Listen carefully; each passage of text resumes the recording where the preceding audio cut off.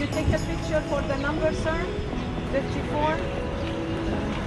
Please prepare your phone.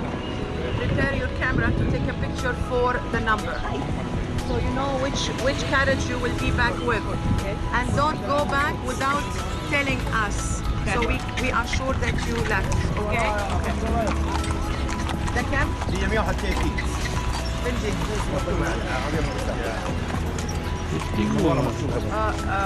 Okay, sir. A horse-drawn carriage ride through Edfu is a memorable and traditional way to experience this charming town while visiting the iconic Temple of Horus. This mode of transport is popular among tourists and provides an authentic glimpse into the local lifestyle. Most Nile cruise ships dock on the banks of the Nile near Edfu. From there, horse-drawn carriages are readily available to transport visitors to the Temple of Horus, which is about 2 kilometers, 1.2 miles, from the riverbank. The carriage ride typically takes about 10 to 15 minutes each way. Along the way, you'll pass through bustling streets, local markets, and traditional neighborhoods, offering a snapshot of daily life in Edfu. The carriage drops visitors at the entrance to the Temple of Horus, where you can explore the well-preserved ancient structure at your leisure. After visiting the temple, the carriage ride back provides another opportunity to soak in the town's lively atmosphere. Enjoy views of the Nile, date palms, and small agricultural plots on the way to the temple. The ride gives you a chance to observe the daily lives of Edfu's residents, from shopkeepers and farmers to children playing in the streets. The horse-drawn carriage is not only a charming experience but also the easiest and fastest way to travel between the riverbank and the temple. A horse-drawn carriage ride through Edfu offers a delightful mix of history, culture, and local charm. With a little planning and mindfulness, it can be a highlight of your visit to this historic town.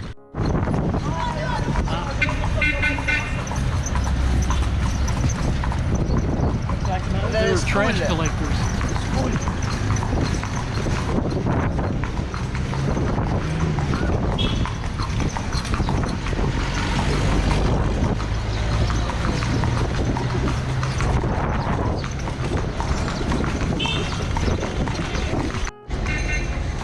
The Temple of Edfu, also known as the Temple of Horus at Edfu, is one of the best preserved ancient temples in Egypt and a stunning example of Ptolemaic architecture.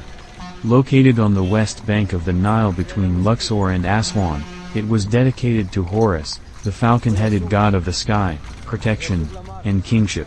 The temple was built during the Ptolemaic period, between 237 BCE and 57 BCE, under a series of Ptolemaic rulers. Construction began during the reign of Ptolemy III Evergetes and was completed by Ptolemy XII Neos Dionysus, father of Cleopatra VII. The site was chosen because it was believed to be the location of the mythical battle between Horus and his uncle Set, the god of chaos. The temple commemorates Horus's victory over Set, symbolizing the triumph of order, Ma'at, over chaos. Horus was regarded as the protector of Egypt, and his connection to kingship made the temple an important religious and political symbol.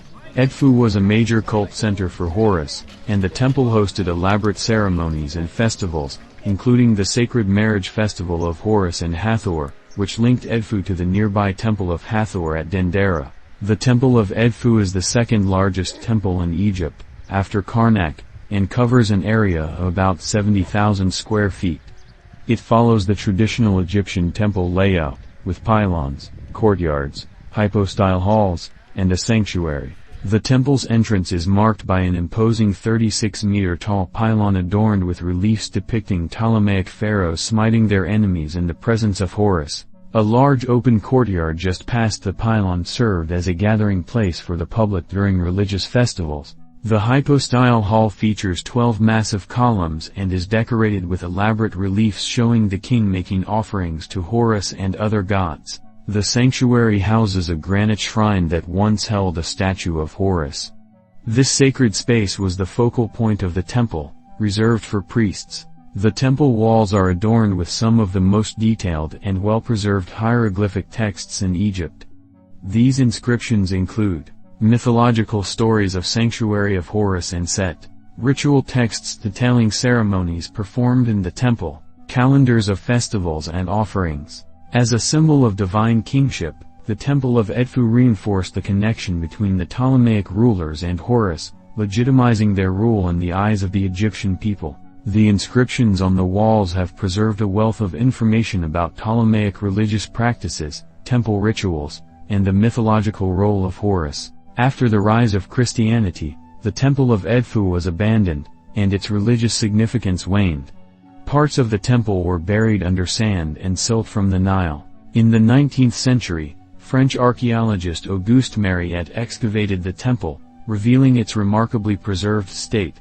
Highlights are the towering statues of Horus at the entrance, the detailed carvings of Horus's victory over Set, the sacred bark shrine, where the statue of Horus was once carried during festivals. The temple's excellent state of preservation allows visitors to experience the grandeur of Ptolemaic religious architecture almost as it was during antiquity. The Temple of Edfu remains a stunning testament to ancient Egyptian religion, architecture, and mythology. Its dedication to Horus and the detailed inscriptions carved into its walls provide a unique window into the spiritual and cultural life of the Ptolemaic period.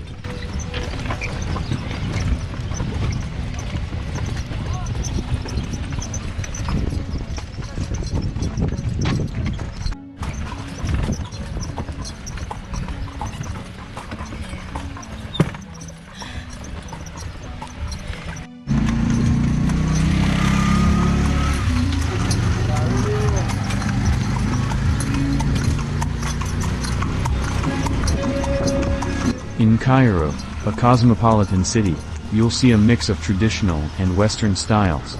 It's common to see people wearing jeans, dresses, suits, and skirts, especially among younger people and in rural areas, the dress code is generally more conservative and traditional. Men and women typically wear long, loose clothing, and the emphasis is on modesty. Men often wear the galabaya, a long, loose robe, and women may wear similar long dresses or abaya, a loose, full-length garment, with scarves or head coverings. The style may also vary depending on the region. In rural areas, it's more common for women to wear the hijab or headscarf, and in some communities, it is expected for women to cover their hair and dress modestly.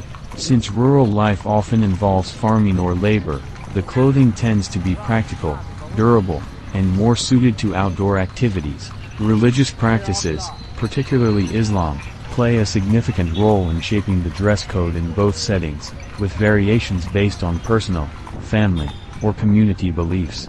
In summary, Cairo's dress code tends to be more modern and flexible, reflecting its urban and diverse nature, while rural areas maintain more conservative and traditional styles influenced by cultural and religious values.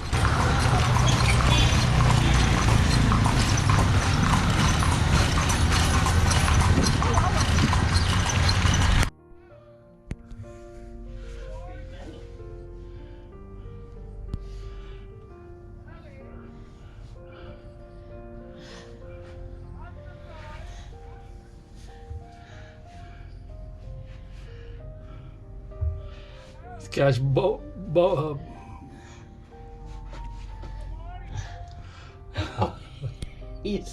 he's selling. That's pretty funny.